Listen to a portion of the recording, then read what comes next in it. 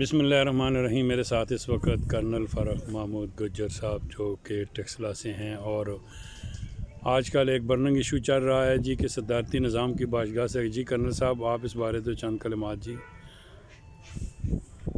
رفقا بھائی، بہت شکریہ، آپ نے مجھے موقع دیا ہے، اور اس میں کوئی شک نہیں ہے کہ اس ٹائم ذرائع ابلاغ پہ اور میڈیا پہ بھی ہر طرف صدارتی نظام کی بازگشت چل رہی ہے کہ لوگوں کا اور ایک خاص طبقے کا یہ خیال ہے کہ یہ جو ہمارا پارلیمانی نظام ہے یہ ڈیلیور کرنے میں بری طرح ناکام ہوا ہے، اور اس لیے اب نظام کو جو ہے وہ تبدیل کرنے کی ضرورت ہے۔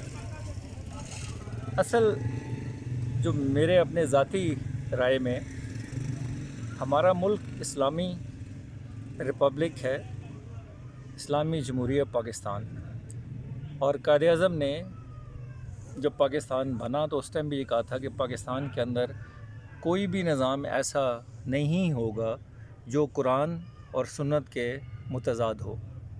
اب دیکھنے کی بات یہ ہے کہ آیا پارلیمانی یا صدارتی نظام، ان دونوں میں کون ہمارے اسلام کے زیادہ نزدیک ہے؟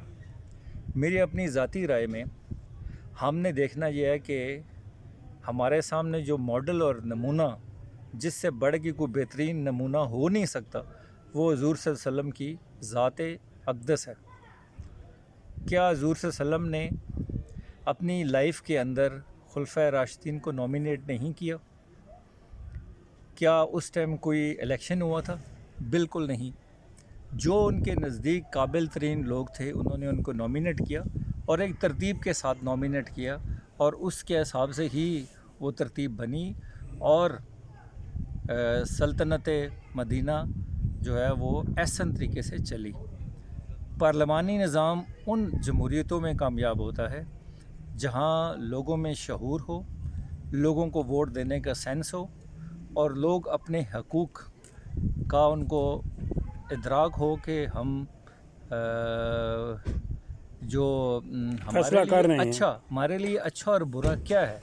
ہمارا پرابلم یہ ہے کہ آلدو لفظ تو برا ہے کہ ہماری جمہوریت میں گدھے گھوڑے سب برابر ہو جاتے ہیں، اور جمہوریت ڈیموکریسی ڈیلیور کرنے میں ناکام اس لیے ہوئی کہ جس کے پاس 4 پیسے ہوتے ہیں وہ پیسے دے کے سینیٹر بن جاتا ہے۔ آپ کے 90% سینیٹر پیسوں کے بل بوتے پہ سینیٹر بنتے ہیں۔ جس کے پاس پیسے زیادہ ہوتے ہیں وہ اسمبلی کا اور قومی اور صوبائی اسمبلی کا ممبر بن جاتا ہے۔ یہ بالکل نہیں کہا جا سکتا کہ جی ایک بندہ جس کے پاس پیسہ ہے اس کے پاس عقل بھی زیادہ ہوگی۔ تو اس لیے یہ سسٹم بری طرح فیل ہو گیا، اور پھر بار بار الزام آرمی پہ آتا ہے کہ جی اس سسٹم کو بگاڑنے میں آرمی کا بہت بڑا عمل دخل ہوتا ہے، بیکاز وہی ان لوگوں کو اوپر لے کر آتے ہیں۔ جب صدارتی نظام ہوگا تو اس کے اندر جو قابل بندہ ہوگا وہ نامینیٹ ہوگا، اس کی شورا نامینیٹ ہوگی، اور پڑھے لکھے لوگوں کا جب ایک گروپ اکٹھا ہوگا۔ اگر آپ اس کی مثال ایسی ہے کہ اگر آپ جنرل مشرف کا پہلا 1.5 سال لے لیں تو میرے لیے پاکستان کی تاریخ کا وہ ایک انتہائی سنہری دور تھا، پہلے 1.5 سال جب تک وہ سیاست میں داخل نہیں ہوئے تھے۔ ٹوٹل 10-12 بندوں کی ایک کیبنٹ تھی جس کے اندر انتہائی قابل لوگ تھے، اور انہوں نے ملک کو بہت بہترین طریقے سے چلایا تھا۔ ہمیں 70-80 بندوں کی کیبنٹ نہیں چاہیے، ہمیں چند سلیکٹڈ لوگ چاہیے، اور چھوٹے صوبے ہوں جو کہ انتظامی طور پر جن کو کنٹرول کرنا بہتر ہو، اور نیچے اوپر شورا، اور نیچے بہترین بلدیاتی نظام۔ کوئی بلدیاتی نظام بہتر نہیں ہو سکتا اس سے جو مشرف نے نافذ کیا تھا۔ وہ بالکل جو انٹرنیشنل کامیاب ترین نظام ہے اس کے بالکل مطلب اس کے ہینڈ ان لائنز پہ تھا، اور آپ دیکھ لیں کہ آپ کے جو صرف بیوروکریسی تھی وہ ایک الیکٹڈ بندے کے زیر اثر تھی، اور بیوروکریسی ڈیلیور بھی کر رہی تھی۔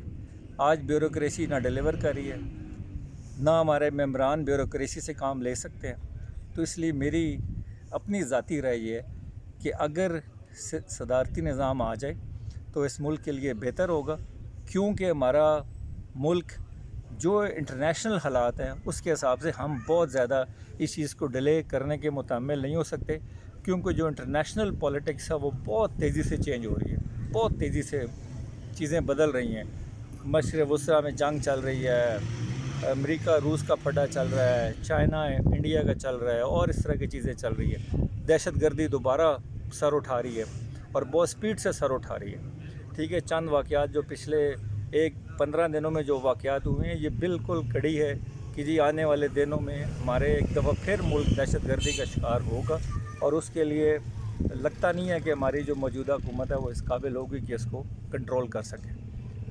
कर्नल साहब, पार्लिमानी निज़ाम को फिर इन्होंने ये किया कि दिन ब दिन इतना महंगा कर दिया है कि अब कोई आम आदमी किसी जनरल काउंसलर की सीट पर भी खड़े होने के लिए ये सोचता है कि क्या मेरे पास यार एक यूनिट काउंसिल में खड़े होने के लिए भी 3-4 करोड़ रुपया होना चाहिए।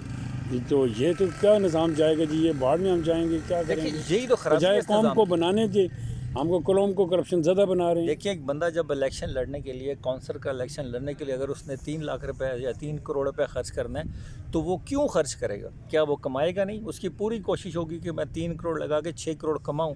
जो 6 अरब लगाएगा वो 12 अरब कमाएगा। ठीक है, तो निज़ाम के अंदर अभी आप देख लें कि जी इमरान खान बज़ाते ख़ुद एक इंडिविजुअल की हैसियत से पाकिस्तान में इससे बेहतर लीडर आज तक नहीं आया, बट वो सिस्टम को उस तरह चला नहीं सका, डिलीवर नहीं कर पाया, क्योंकि उसकी जो कैबिनेट के अंदर लोग हैं वो सारे अरबपति हैं, वो बिलियनर्स हैं, वो इंडस्ट्रियलिस्ट हैं। उन्होंने ख़राब कर दिया जी। उन्होंने पूरे निज़ाम को बिल्कुल मफलूज करके रख दिया, बिल्कुल मफलूज करके। आपकी काबीना के अंदर लड़ाई होती है, आप काबीना के अंदर जो है वो ब्लैकमेलिंग होती है, किसी को कुछ वो कह नहीं सकता। इसलिए जब सदारती निज़ाम होगा तो एक बंदा जो होगा, वो हेड जो होगा, वो बाख्तियार होगा, वो उसके पास अथॉरिटी होगी किसी को किक मार के जो गड़बड़ करेगा उसको निकालने की। तो इसलिए मेरी तो वक्त है कि हम इस्लामी निज़ाम की तरफ लौटें। इस्लामी निज़ाम और सबसे इम्पोर्टेंट क्या है? इस्लामी निज़ाम। तो कर्नल साहब, इंशाअल्लाह आपसे फिर मुलाकात होगी। बहुत बहुत मेहरबानी। बहुत मेहरबानी फ़कर भाई, बहुत